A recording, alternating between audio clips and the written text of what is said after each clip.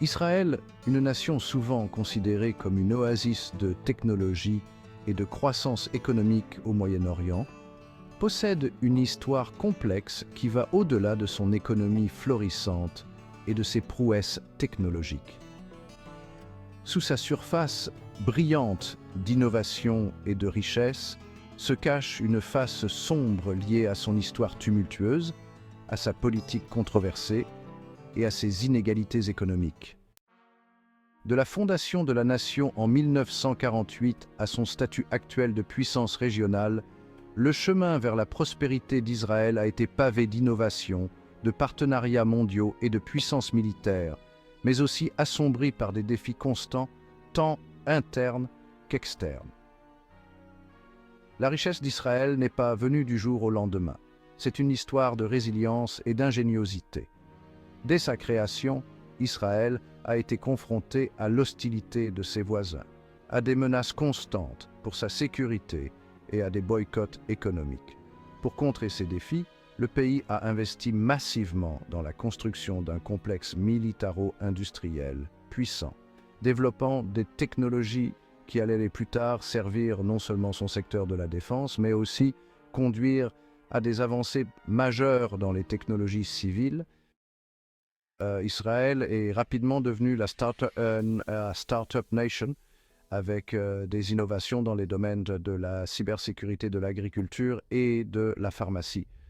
Le gouvernement a soutenu une main-d'œuvre hautement qualifiée, encourageant les développements dans les domaines des sciences, de la technologie, de l'ingénierie et des mathématiques. Le service militaire obligatoire pour tous les citoyens a fourni une population disciplinée et férue de technologie, et des unités d'élite, comme l'unité 8200, sont devenus des incubateurs de talents technologiques, contribuant à la domination d'Israël dans les domaines de la cybersécurité et des technologies de surveillance. Les partenariats mondiaux, en particulier avec les États-Unis, ont fourni une aide financière, un soutien politique et un accès au marché. L'économie israélienne s'est transformée, passant d'une forte dépendance à l'égard de l'agriculture à une puissance technologique de premier plan, Tel Aviv, se classant désormais parmi les principaux pôles technologiques mondiaux. Cependant, cette richesse et ce succès n'ont pas été répartis de manière équitable. La croissance économique rapide d'Israël a créé un écart de richesse saisissant. L'essor du secteur technologique a apporté la prospérité à certains tout en laissant d'autres à la traîne. Israël affiche l'un des taux de pauvreté les plus élevés des pays développés, avec près d'un citoyen sur 5 vivant en dessous du seuil de pauvreté. Cette disparité économique est particulièrement marquée au sein de la communauté juive ultra-orthodoxe et des Arabes israéliens, qui n'ont souvent pas accès à l'éducation et aux ressources nécessaires pour accéder à l'économie axée sur la technologie. Les prix des logements ont également explosé, rendant l'accession à la propriété inaccessible pour beaucoup. La corruption et les scandales politiques ont également entaché le paysage politique israélien. Le Premier ministre de longue date, Benjamin Netanyahou, a été confronté à de nombreuses allégations de corruption, de pots de vin et de fraude, qui ont ébranlé la confiance du public dans les institutions gouvernementales.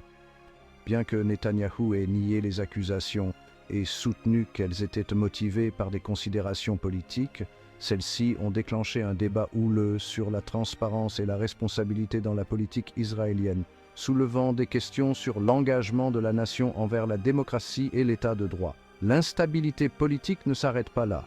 Israël a connu de multiples élections en peu de temps, ce qui a entraîné une paralysie politique et une incapacité à s'attaquer efficacement à certains des problèmes les plus urgents du pays.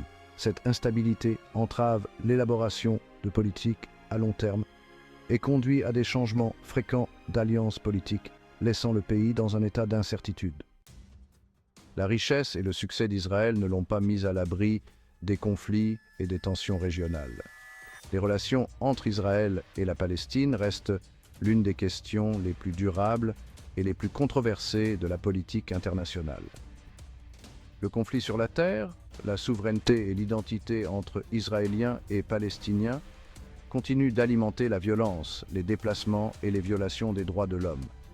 Le blocus de Gaza, les opérations militaires et l'expansion des colonies en Cisjordanie suscitent les critiques de la communauté internationale et alimentent le sentiment anti-israélien dans la région et au-delà. En outre, la position géopolitique d'Israël le rend vulnérable aux menaces de pays voisins et d'acteurs non étatiques comme le Hezbollah au Liban, le Hamas à Gaza et même l'influence iranienne en Syrie et au-delà.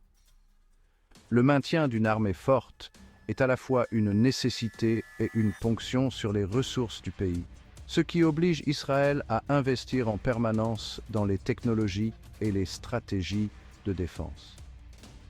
Le pays vit dans un état de préparation permanent, avec de fréquentes attaques à la roquette et des escarmouches frontalières qui pourraient dégénérer en conflit ouvert. La politique de frappe préventive menée par le pays, qui vise ce qu'il considère comme des menaces imminentes en Syrie, au Liban et en Iran, ajoute une couche de tension supplémentaire à une région déjà volatile. La population israélienne est une mosaïque de communautés diverses, des juifs laïcs aux juifs ultra-orthodoxes, aux arabes israéliens et aux druzes, chacune ayant ses propres pratiques religieuses, ses opinions politiques et son statut économique. Cette diversité, tout en enrichissant le tissu culturel du pays, crée également des divisions internes et des tensions sociales. La communauté ultra-orthodoxe, ou Haredim par exemple, a un mode de vie très différent de celui des juifs laïcs. Ils ne servent souvent pas dans l'armée et beaucoup vivent dans des communautés insulaires qui dépendent des subventions gouvernementales.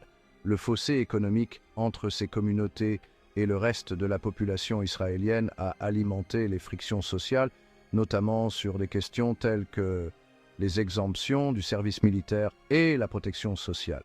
Les Arabes israéliens, qui représentent environ 20% de la population, sont confrontés à une discrimination systémique et sont souvent sous-représentés en politique et dans les emplois bien rémunérés.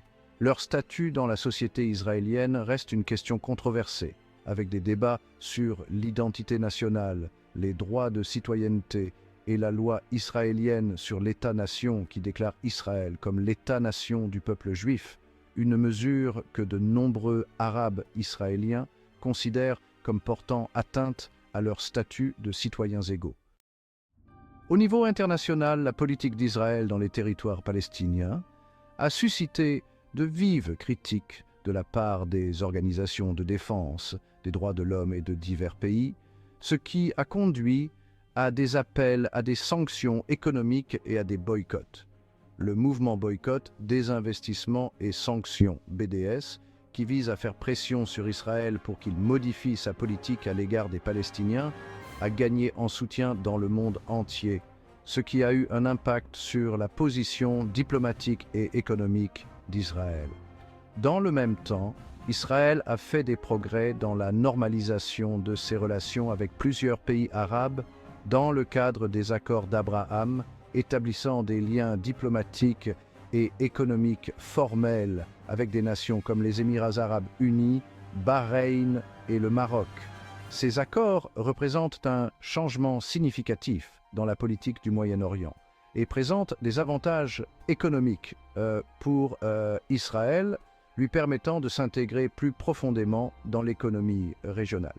Cependant, les accords ont également été critiqués car ils contournent le conflit israélo-palestinien, offrant des gains économiques tout en laissant les problèmes de fond non résolus.